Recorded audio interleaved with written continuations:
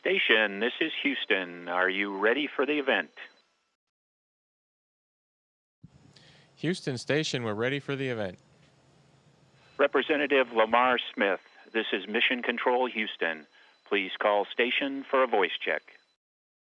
Station, this is Congressman Lamar Smith. I'm at Fredericksburg High School with 1,000 students in Fredericksburg, Texas. How do you hear me? Congressman Smith, it's outstanding to be with you and be with the great folks from Fredericksburg, Texas. Great to be with you today from the International Space Station and Expedition 35. I hear you loud and clear.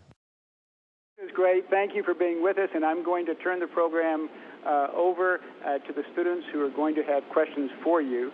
And that will occur right now. Again, I'm with 1,000 students, and I hope you appreciate all the support you have from us. You are a hero, and we just appreciate everything you're doing for our country. And Brett Williams, if you'll come up, maybe you can introduce your students. Brett Williams. Good morning, Astronaut Cassidy. It's a privilege to speak with an American traveling at over 1,700 miles per hour. I also want to thank you for the services you've provided to this country. At this time, I'm not going to take any more time on our schedule. I'm going to go ahead and introduce you to students from Fredericksburg High School's STEM Academy. Hi, my name's Cole Reynolds. Thank you very much. Thank you very much. My question for you was, what steps are needed to become an astronaut? Like from college, where do you go from there? Yeah, Cole, great question. So first and foremost, my opinion, you need to be a nice person. We want to fly in space with folks that we enjoy being with, but that simply isn't enough to get you here. What you need to start out doing is probably what you're doing right now by being part of the STEM Academy, studying hard, learning lessons both academically and lessons in life that other mentors around you teach. And then you do need to have at least a bachelor's degree in a technical field. Many astronauts have a master's degree, or some folks were in military aviation. Those are sort of the key tracks to get to the astronaut corps. However, we have folks from all professions in life, doctors, a veterinarian, school teachers, Navy folks like myself, other services. So it's really, what I like to tell folks is do what you enjoy doing, because when you do something that you enjoy, you do it well, and that's the first cut at becoming an astronaut. Is we'll take people that are successful and do things well in their chosen field, and then we want nice people.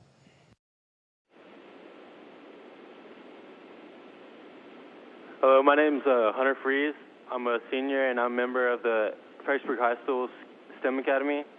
And I was wondering, what is the hardest issue to adjust to while being gone for that long at the ISS? You know, that's an interesting question. There's the human part about it. We're regular people, and we have families. And I have a wife and kids that are there in Houston, and I miss them a lot. So that's one challenge when you're gone for a long time, whether it be in space or in the military, or if you work in oil production and you're off in the middle of nowhere trying to find oil. Any long period of time away from your loved ones is hard. And then the other adaptation that's probably a little difficult when you're away like this is you live at your workplace, and that takes some getting used to, just in terms of when you need to have a place to get away on the weekends and just kind of relax and have some private time. And we do that at the window or watching movies and things like this. So those are probably the two hardest things, you're missing your loved ones and living at your workplace.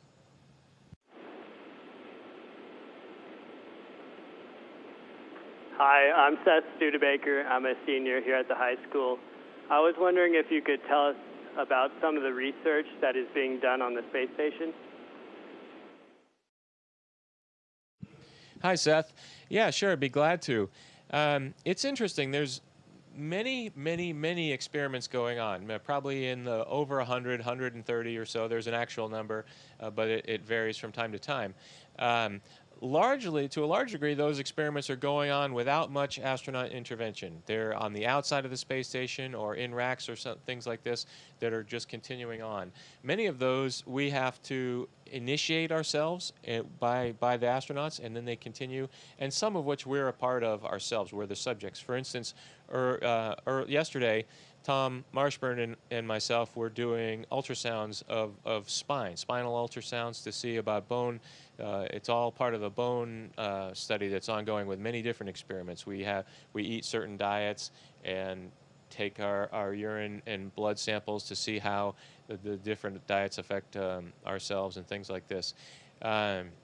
Material science, there's several material science experiments going on outside, as well as earlier today, just right before this conference, I was doing an experiment called BASS, in which we're testing the combustion properties and flammability properties of different substances with various conditions. So many things going on, and on any given day, it's a fun part about our job. We could be doing any one of those things.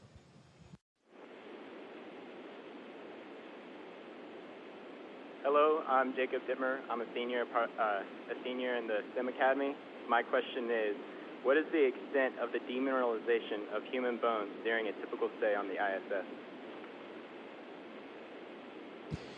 You know, that's a really important question for those of us that fly in space, because it's our personal health that we care about long term, and we have a team of doctors that also care about that a lot as well. And what we've learned is if you do nothing, if you do no exercise and just sit back and let the 6 months pass in zero gravity, you'll have a significant bone density loss. Those numbers vary from person to person and what your diet is and what your exact activity level has been.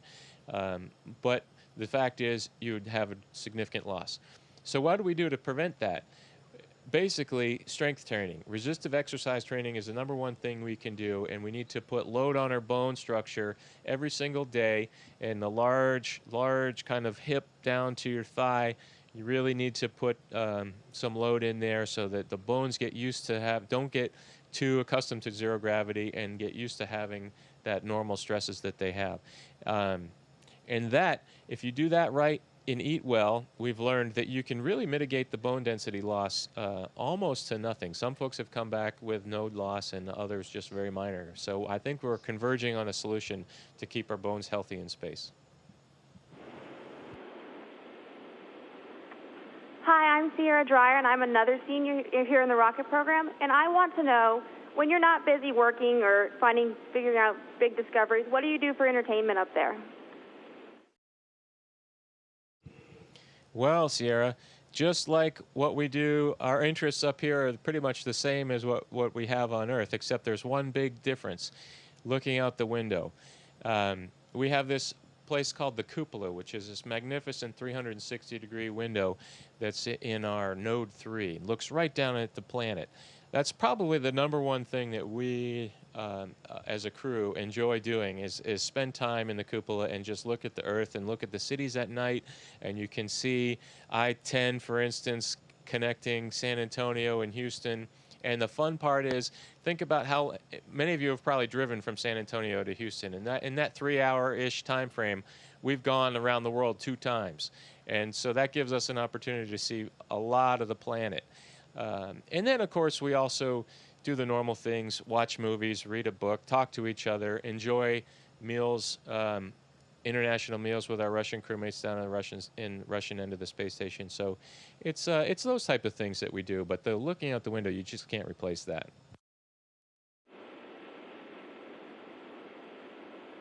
My name is Jonathan Ivers, and I'm a junior here at FHS. And my question is, what is the importance of space exploration to our world today? That's a big question, Jonathan. I think that, the humans as a whole are by nature explorers. That's how come we live in America and we're not stuck in Europe. Bold explorers set out to go search for another part of the world. And eventually, we are going to do the same thing with space exploration. It probably, in my time as an active astronaut, we're not going to be marching around with colonies of people on another planet, and maybe not even when you guys are astronauts, but your children perhaps in another generation, who knows how long, but there'll be other people living in other place besides the planet Earth. And it's the lessons that we're learning right now on how to design, build, construct the critical systems that it takes to sustain life in those locations that will allow us to do that in generations from now.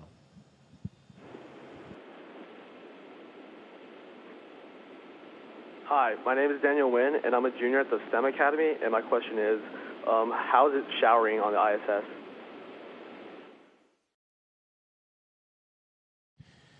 I hate to tell you, Daniel, but we don't shower on the ISS. It's a good thing that this is video only and you can't smell us. But no, I'm somewhat joking. We don't have a shower, but we stay remarkably clean. We use baby wipes for most of just cleaning ourselves, and we do have some.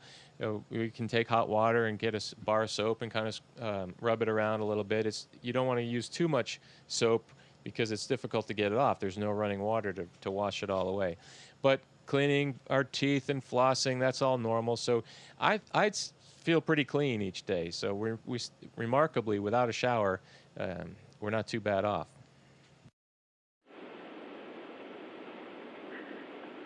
Hello, my name is Brian Hafner. I'm a junior in my third year in the STEM Academy. And my question for you is, what is the highest stressful situation you've experienced while you've been in your time on the ISS? Well, I think 3 years as a junior would be pretty stressful. No, I'm just kidding. That's an interesting question because it's such a fun place to be, and my crewmates are so delightful to be around that it's really a stretch to define a stressful thing.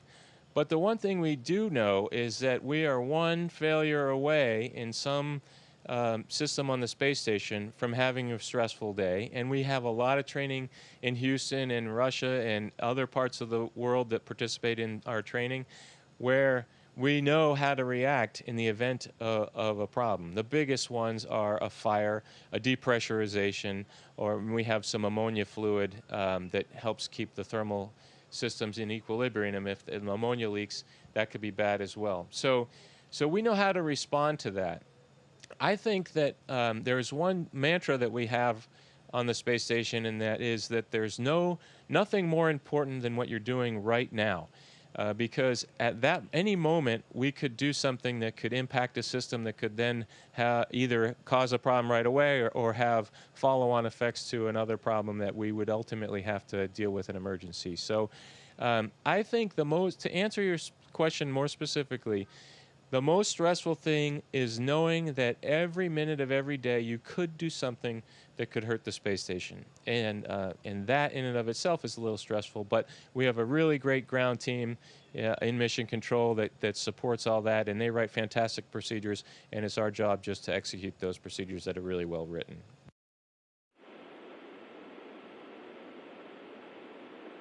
Hi, I'm Kate Ottmers, and I'm a junior here at the STEM Academy.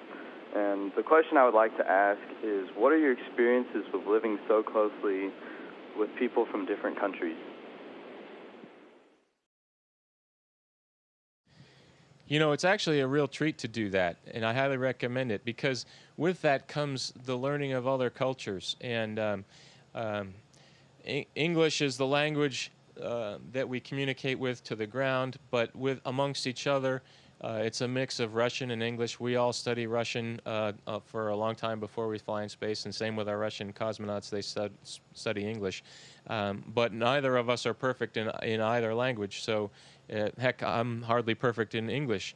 So we have this really mix of English and Russian as we communicate, and we learn about their cultures and traditions, mostly around food and getting together and this sort of thing, as they learn about ours.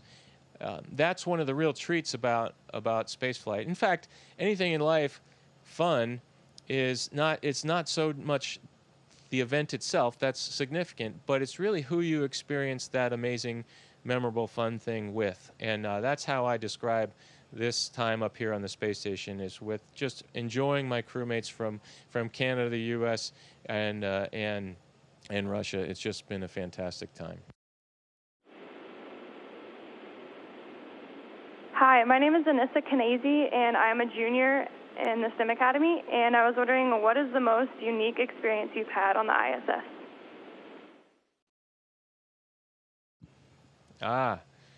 Well, let's see. I've been to the space station before, 3 years ago, or in a little over 3 years ago in 2009. But it's changed since then. We've added this Node 3 and cupola that I mentioned earlier.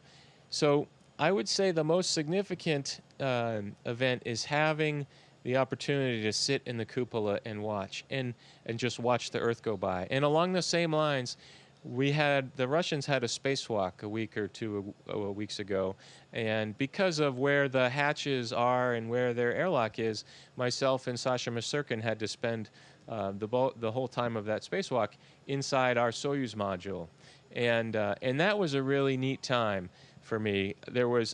We were forced to sit still and just look out the window, talk to each other, and enjoy the time without the pressures of work to be done. So that stands out in my mind as a really memorable event too. Is during that Russian spacewalk.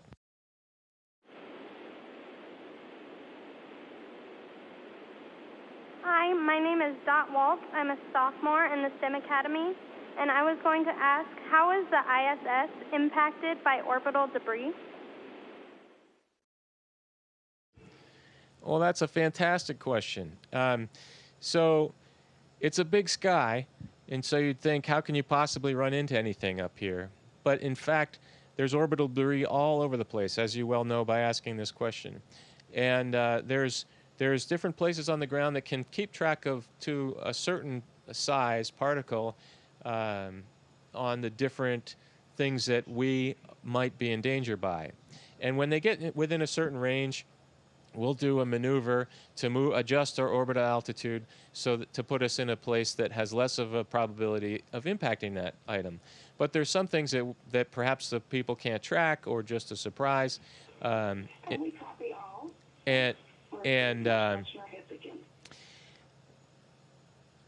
then that would be a bad day if we had to deal with that, and that's why we go through that emergency training. But the space station is quite capable of maneuvering out of the way of those objects.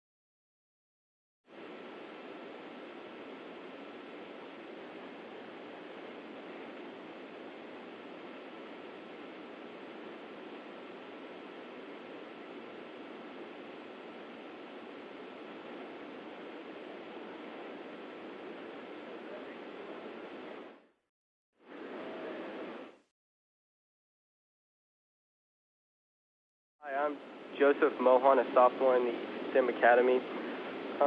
We'd all like to see you do a front tuck.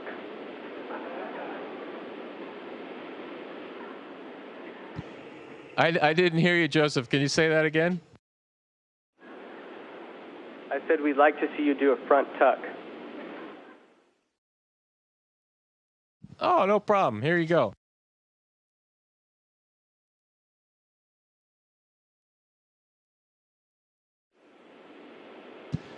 Good thing the tough Russian judges are down eating lunch.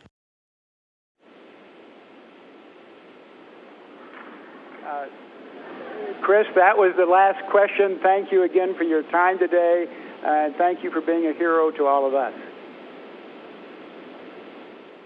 Thank you very much for your time, and maybe sometime when I get back to the planet, I can come visit Fredericksburg in person and share my experiences with you. Thank you very much, Congressman Smith. Have a great day, everybody.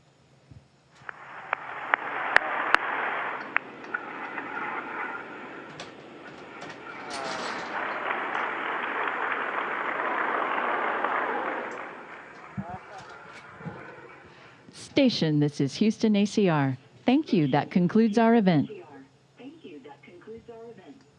Thank you, Representative Smith and Fredericksburg High School.